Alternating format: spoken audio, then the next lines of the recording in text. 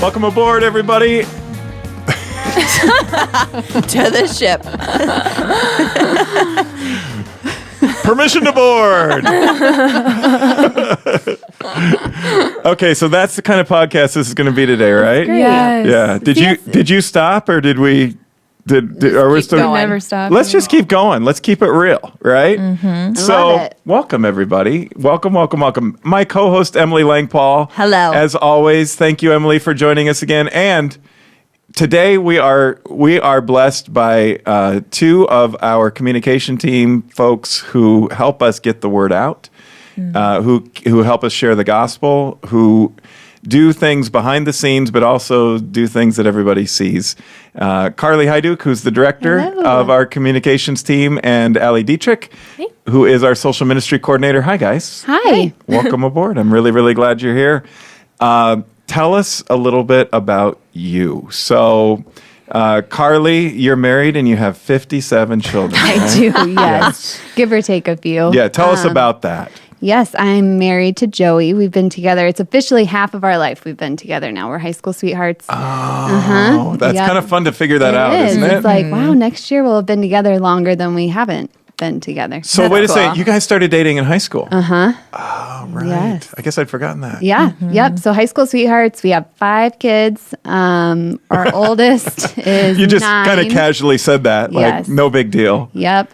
Oldest is 9. We have 7-year-old, 4-year-old, and then 3-year-old twins. Three-year-old twins, because you had 3, and then we'll have one more. Yep, and then we got a double blessing, is what we say. Well said. Well said. Yes. You actually preached here on Mother's Day with me on that. That was really, really cool. Yeah. So if anybody needs some help on how to parent multiple children, we have a resident expert. Well, I don't know about expert. I'm still figuring it out, but I would love to connect with anybody. Sounds good. And speaking of married, Dietrich, I had a front row seat for your wedding since I was the pastor at that wedding just not that long ago. No. Tell us about that. Tell us about your husband. Tell us about everything. Yeah, you were a great third wheel. That was really fun. That's what it felt like. It was a little awkward. Yeah. Just right there. Yep. I've been married we did the math. I think it's 4 months, October. Yeah. All so right. about 4 months now. Woohoo. So yeah, it's been amazing and a super awesome learning experience as well. We're getting a puppy, so that's exciting. So I guess dog mom, even though Yes. Carlie's also that. I know, right? Wait a second. 5 kids plus a dog? 2 dogs. Well, why not? Yeah, Twins? No, they're not twins. Okay. But yeah, we like to go big or go home. So You've kind of taken that to a very, very new level, right? Yes. What kind of dog are you going to get? It's a Cavachon. So it's a King Charles Cavalier Bichon mix. Oh, those are great. Yeah. So cute. Little dog. Yeah. Right? When I was growing up, I had a 4-pound dog. So it's not little. It's going to be 12 pounds, but it's still, it's pretty little. Okay. Have you ever had a dog? Yeah, I grew up with dogs. Dogs were, a huge part of my life. I love my dogs. I always get teased though because we had like human names for our dogs. That's the best. Yeah, my first dog was George, and then we had Chris, a girl, Chris, and then we had Cindy. Was the dog that we had the longest. who named them? My parents. Okay. Now, Cindy was named Cinders Lou because she was black. She was a half cocker, half poodle, so cockapoo. Oh, nice. And she was really smart, like really an awesome dog. And yeah, I miss Cindy now that you mentioned it. But so congratulations on that. Thank you. And your husband Colin is a guy that you met here, right? Yeah. If you would have ever told me that I would start dating, get engaged, and get married all within a year, it would have been the craziest thing ever. But that's a really cool part of our story. And we met here. He actually saw me about 5 months before we started dating, and it's took him 5 months to work up the courage to ask you out. Or 5 months for you to say yes. Yeah. Not quite that way. But he found a way to get on my sand volleyball team, and it was a cool. That's so cute. Yeah.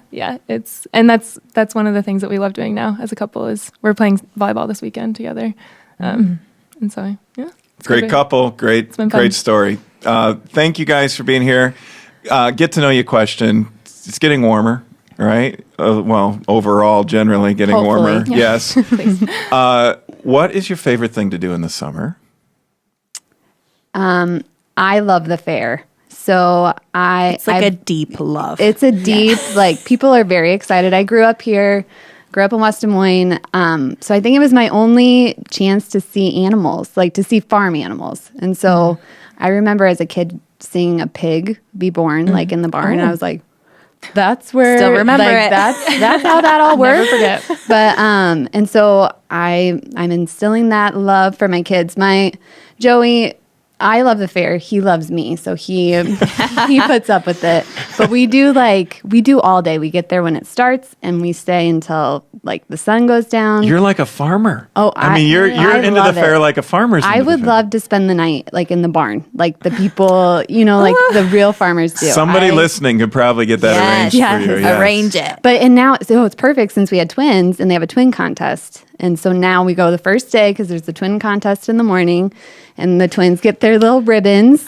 And Okay, here's the thing. Since this podcast goes out everywhere, and there are a lot of people who listen to it out of state, how would you describe the Iowa State Fair to somebody who just thinks, State Fair, what's the big deal about a state fair? What is it about the Iowa State Fair, which I think some famous author somewhere said it should be on everybody's bucket list, right? Yeah. Like a thing to do before you die. You need to go to the Iowa State Fair. What is it about the Iowa State Fair? It just makes me happy when I walk in. But and so many people don't understand it because it's hot and it's crowded and you're sweaty as you're walking through it. But I love walking through every single barn. I love doing love going up to the top of the hill and back down. And I don't even eat like all the crazy food. But some people, that's why they love the fairs, because of the food. Me, it's the whole experience. Like it's just part of being an Iowan, I feel like. It is a big deal. Yeah. I mean, it really, really is a big deal.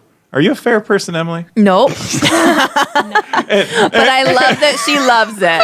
I'm going to get And you for to a love totally the fair. different perspective, let's go to Emily. I don't love the fair, but I try to love the fair. So Yeah. I can go for like a couple hours. I don't even know how you could go for that long. But some people love it. I don't know how you could only go for a couple of hours. You are Because I don't want to see a pig born. But I would agree. It's a great experience. It's fun. Yeah. To see things that you don't always see. Yeah. To eat things you don't always eat. Yeah. Allie, you grew up in Iowa. Are you a fair person? No. No. So sitting over on the Emily side, because I love the fair. Okay. I love to go more than my wife, but I love to go. I'm not. I don't love it like you do, Carlie. Next level. Clearly, you're a next level fair I person. am, I like to go once a year. Yeah. You know, do the tour, look around, kind of breathe it in. Yeah. It is Iowa for sure. So, Allie, what do you like to do in the summer? If it's not the fair, which you're on the Emily side of the table, so. I mean, I like the fair because whenever I've been to the fair, it leads into the concert. And I'm a huge concert person. I've bought way too many tickets to all the concerts, and I go way too early so that I can be right in the front row, like just in the midst of it all. Yep. Are you a groupie? Yeah. Oh yeah. She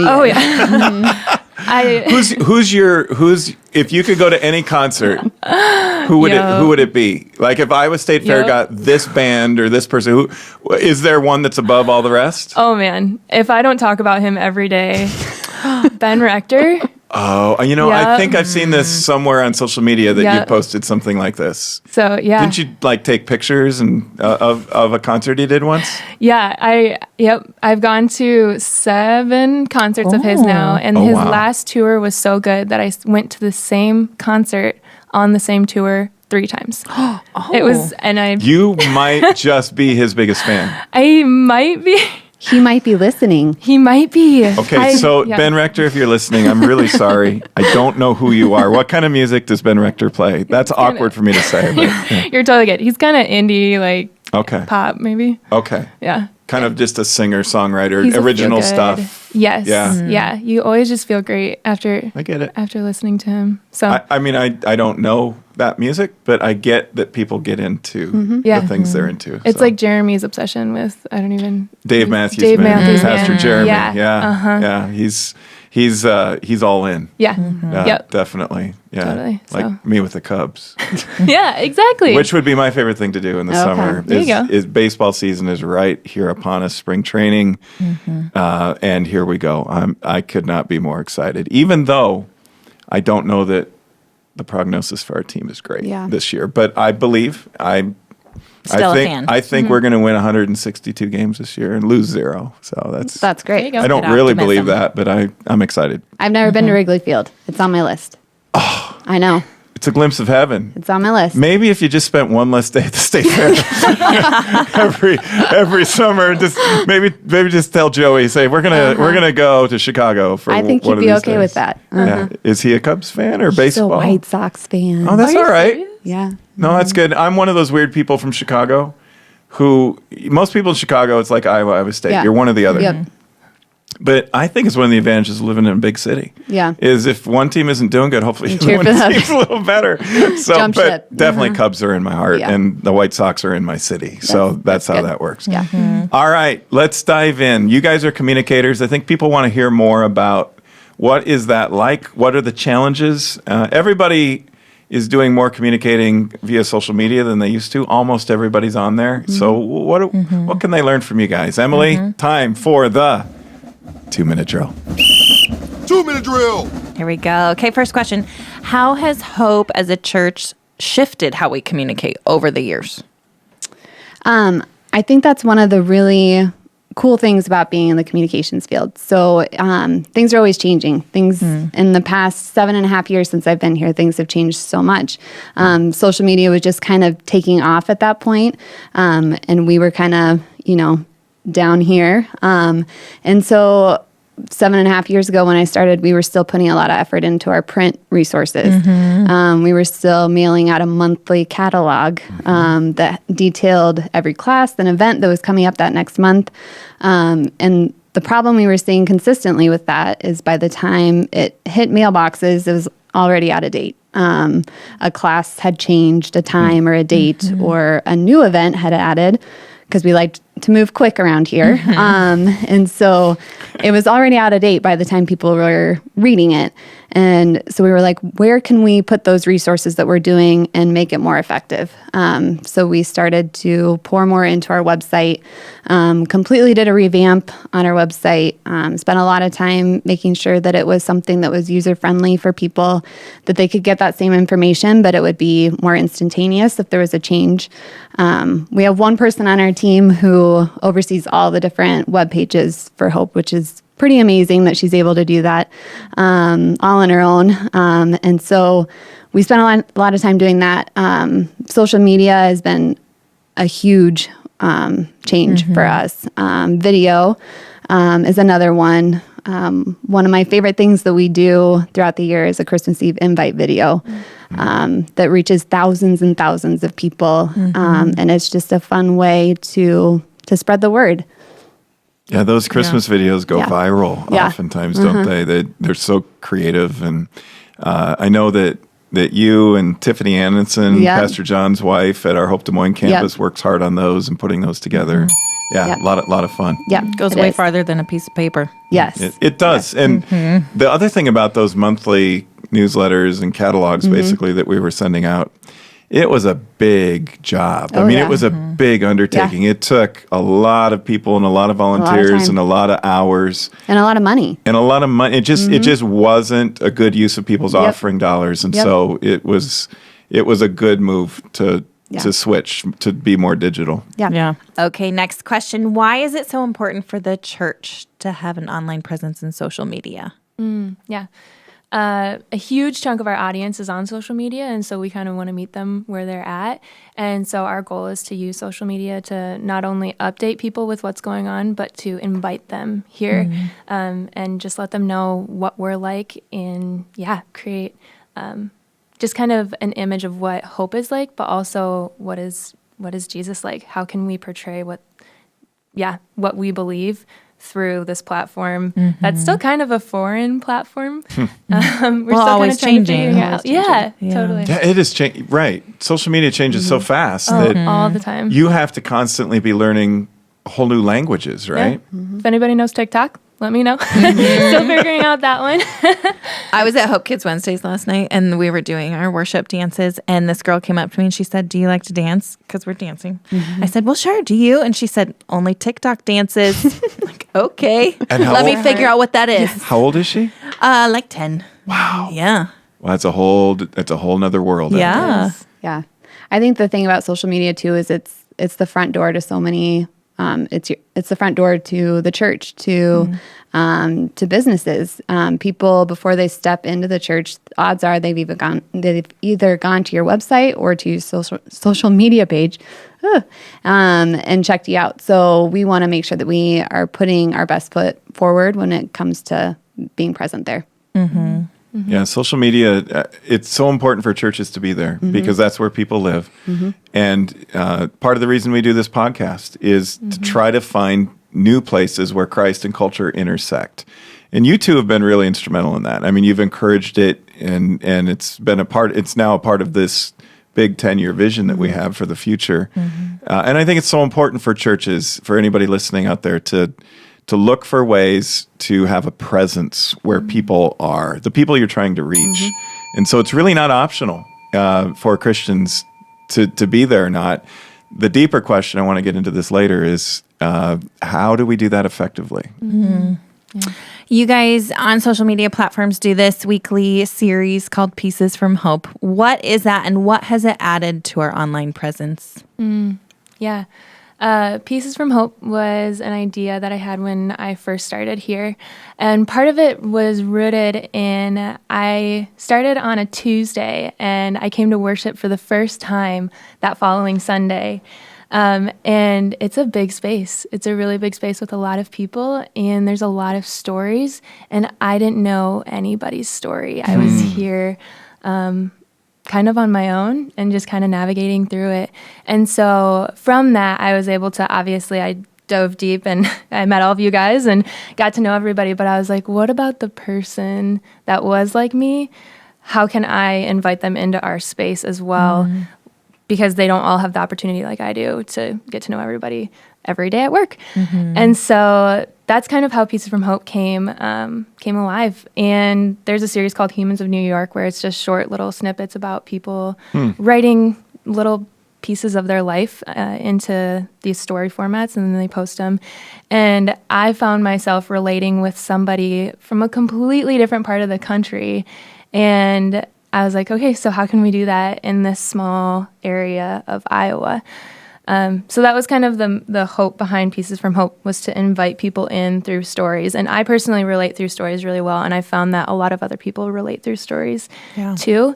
And so that was that. What I've found is Pieces from Hope also really, it's cool for the writer as well, because a lot of people come to me and they're like, I don't know. I don't know what to write about.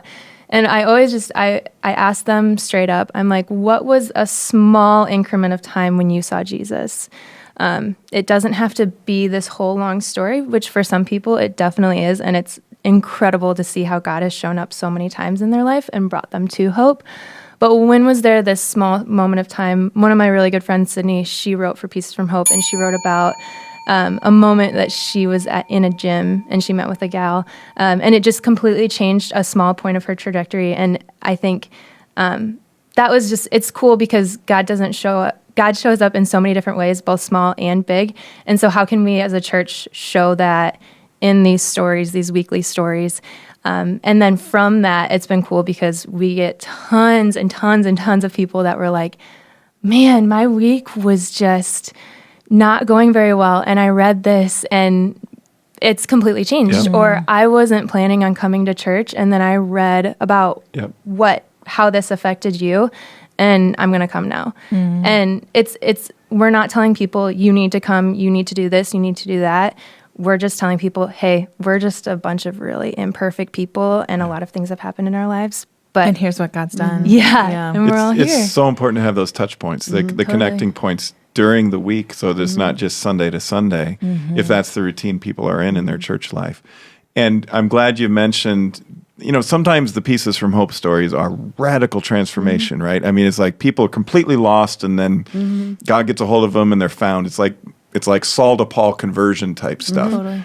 But other times it's more like in the midst of day-to-day life that people say to me sometimes too, is like, well, I'd never really have a story to share for a hope story in a sermon or for pieces from hope. But everybody does. Everybody has a story. Everybody has those moments in day-to-day life where God is showing up. Sometimes it's a big, massive gale force wind, and other times it's just that gentle breeze. But God's in it all. And that's biblical anyway, that sometimes God shows up in these different ways. Where do people find pieces from hope, Allie? If somebody's listening, is be like, well, what is this, and how do I see it? How do I connect to it? It's easy. Yeah. There's things called hashtags on social media. And so if you type hashtag right, pieces from hope, we chose pieces from hope instead of pieces of hope because there's no other hashtags that are called pieces from hope. And so just a quick little insight into that. But you can search through hashtags. You can find us on Instagram and Facebook, and we'll link all of those later.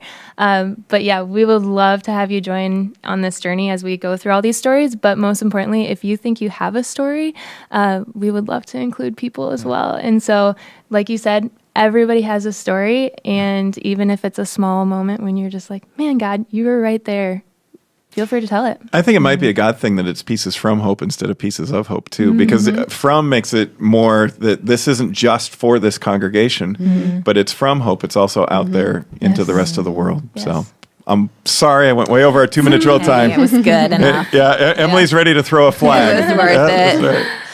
Next one, we had this new 10 for 10 vision launched this past fall that's really exciting and really cool. How does that vision change the way we'll communicate in the future? The 10 for 10 vision in and of itself is just so cool. As being on staff, I'm an athlete at heart, and I know that any team, any successful team knows their role and they know what their purpose is and as far as reaching towards a goal. And so the 10 for 10 vision is just kind of unified all of us on staff and us as a team of where are we going in this next decade of ministry.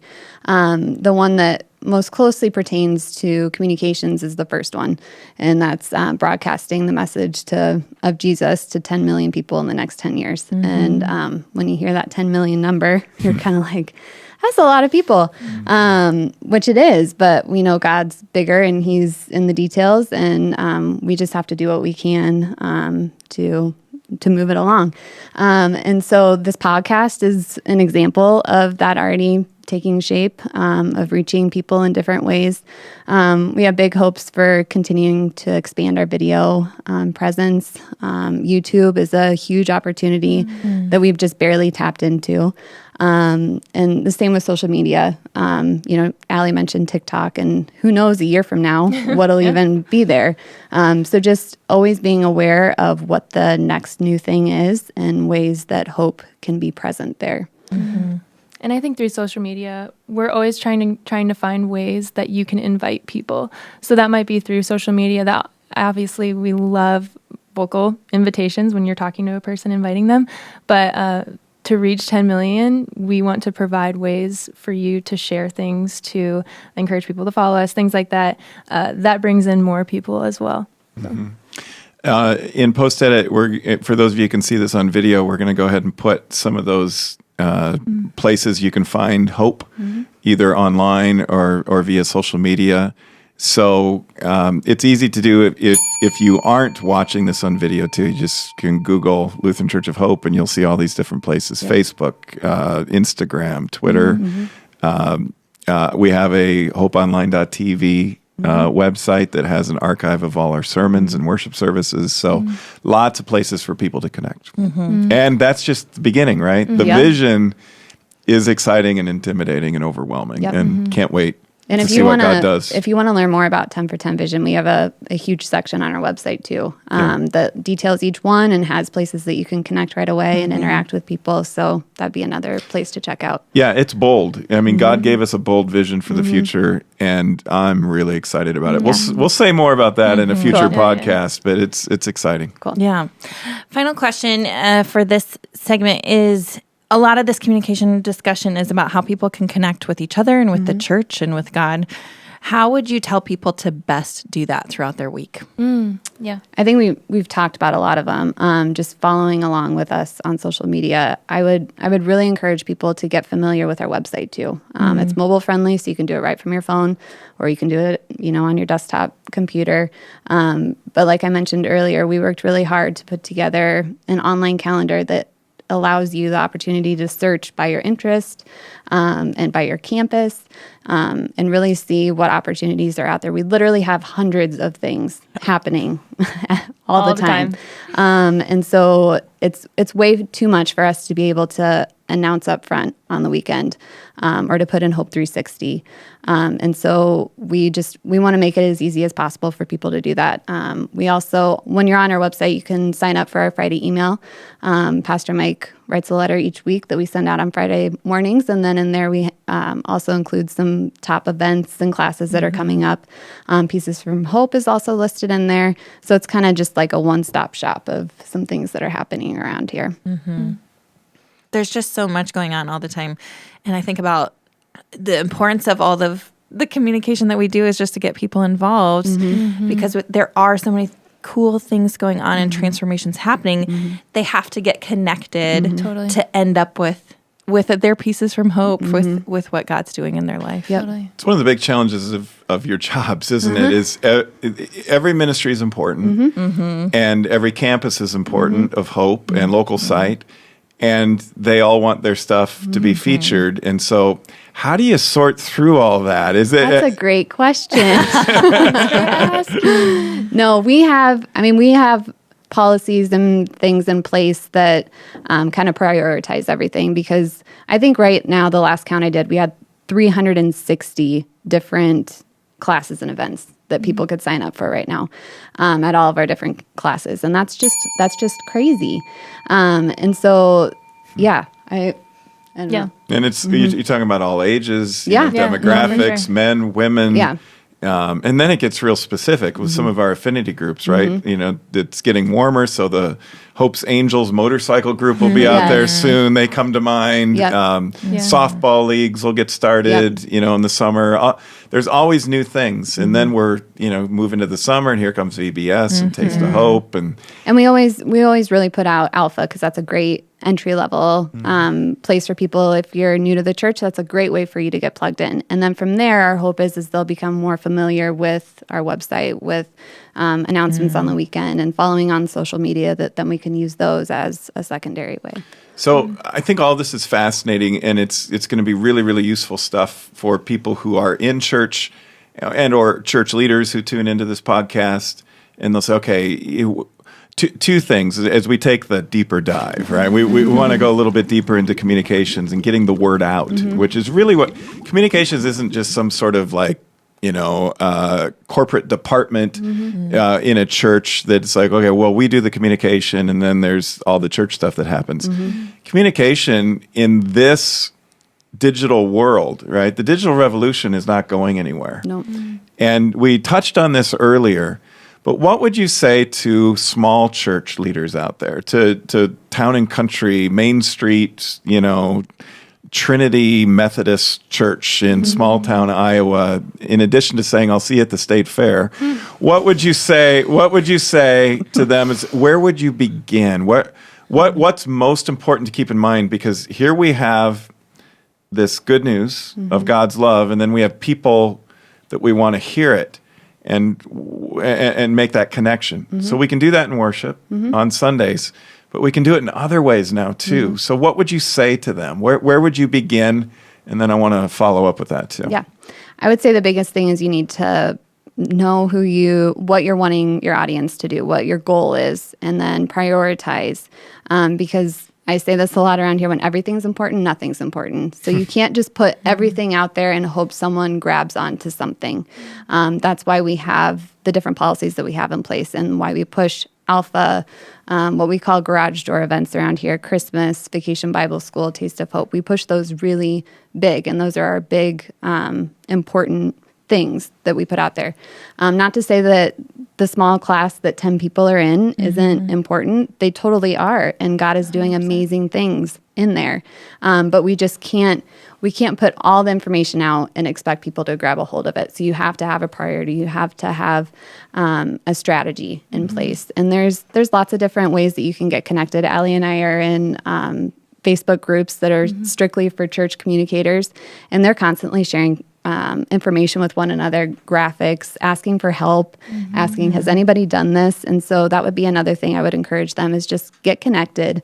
Even if you don't have a specific person who is a communications director or someone is doing those types of things. And Hope was there at one point, you wore multiple different hats, and there's a lot of people in this group that we're in that are doing the same thing. And everybody's wanting the same thing, and that's to spread the message of Jesus. And so everybody's willing to help out one another. How would you answer that question or take that topic even further, Allie, specifically in the social media world? What can an average Christian do to help get the word out? What are some of the ways you can do that via social media? You don't even have to be on church staff, right? Or you don't even have to be officially commissioned. What are the most... And maybe on the flip side of the coin, not just what works, but what doesn't. What would you advise people not to do that you see out there? Is like, that's not the most effective use of social media for trying to connect God's love to the world. What would you say, both good and bad? Yeah. I would say, well, first off, if you are a small church and you are scared of social media, which I can totally see why, get started.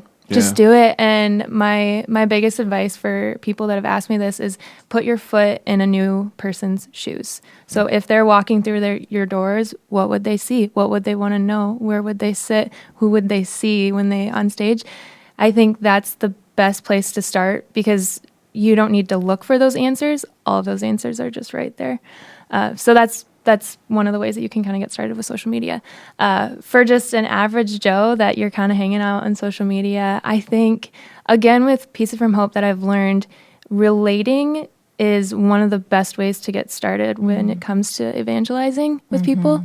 And so if you can find a way to relate with your audience, and your audience might just be some of your best friends, you can spread the gospel in some pretty cool ways. And so one of the ways is if we're talking about something at church on Sunday, if we're talking about concerts or so, like if I know that you're going to bring up Ben Rector at Hope on Sunday, I could tell all my Ben Rector friends, like, guys, you're not going to believe this, but Pastor Mike is going to talk about Ben Rector and he's going to play his music as well. You do not want to miss it. Not that type of way, but in the way that you can relate with the people that follow you. And this doesn't always have to be, you've got to be real. You don't have to pour out all of your feelings about everything. You don't have to share your deepest, darkest secrets. You don't have to. Just be real, though. And how would you talk to the people face to face? Because I think social media is a huge barrier in the sense that you lose that sense of face-to-face conversation. So by doing that, just be real. Start out. I think a scary thing too, if you are a church, is you're like, well, I'm sure they have a lot of money that they put towards social media and advertising and all that kind of stuff. And it's like, nope, like actually we don't do paid advertising at all. And that's part of who we are as the communications team is, when everybody, a lot of big churches are doing that. And we just know that isn't the most effective way to communicate with people. The most effective way is invitation. And you can totally do that through social media, like Allie's talking about. And so you don't have to have a huge budget. You can do this stuff for free. You just have to create the account. Yeah. Communication. I was a communication major in college. And one of the things that sticks with me that I learned is it's really important to put yourself in the position of the people who are receiving the message because up to 90% in any kind of interpersonal conversation, up to 90% of it isn't getting communicated. So So I can think, well, I said this and I put it out there and I told somebody something so they know, because we don't just say what we say, we know our intent and we know what we thought we communicated, but up to 90% of it is going to be ineffective. And so what you're hearing me say right now is not everything that I'm saying, and vice versa, even if we're really engaged, even if we're actively listening. So that makes it really, really challenging. That said, it's really, really important then to think through what you're communicating. Yep. I think less is more a lot of times, especially on social media. I think pictures are worth thousands of words. Allie, you're a very accomplished photographer. One of the coolest things about Pieces from Hope is just these portraits that you take. And so you're reading the story, but then you have this portrait and this black and white photo of somebody that's kind of in your mind as you're visualizing what they went through or what the story they're sharing. And so now you're not just doing words, you're seeing images. And then, when you add nonverbal to verbal, it increases the effectiveness. That also leads me to say this, and I would be remiss if I didn't. One of my favorite things that I see people do in the church is sharing stuff on social media that is out there. It is one of the best ways to get the word out. Is you guys do such a high quality job of putting stuff out there and posting things in a very creative and effective way. So just hit the share button, right? It's almost on every type of social media. Hit the share button, put it out there. This podcast, share it with a friend. If you like it, hit the like button, because that increases the audience too, reach, right? The reach is the more people who like it, the more people who give positive comments about it, the more that it gets out there, the more that the audience widens. So if you're really serious about getting the word of God, the gospel, the good news, and sharing it, communicating it via social media is one of the greatest and most effective tools that church people have. Not just staff, right? But anybody who's listening to my voice right now. Find something from your church that you like and share it. By the end of this podcast, right? Find something. Get the word out. I also think because it's so current, to me, I've looked at those invitations on social media differently, because they'll say, hey, I'm going to this event. I can meet you there. Exactly. And that's so much more powerful to somebody who might be nervous about going to something. Yes. To see not only the event, but a personal invitation of I'm going to know somebody is going to be there who I can connect with. It's community. Yeah. Amen. Mic drop moments. It's gone fast, but we need to wrap up. So what mic drop moment is not necessarily like earth-shattering thing, but what did you learn here today? What stood out for you? Is there anything that kind of, rises above and you say that's something I'm going to remember from this conversation? Yeah. I think for me, it's an openness to meet people where they're at, and that communication has changed a lot over the years, and we know it's going to continue.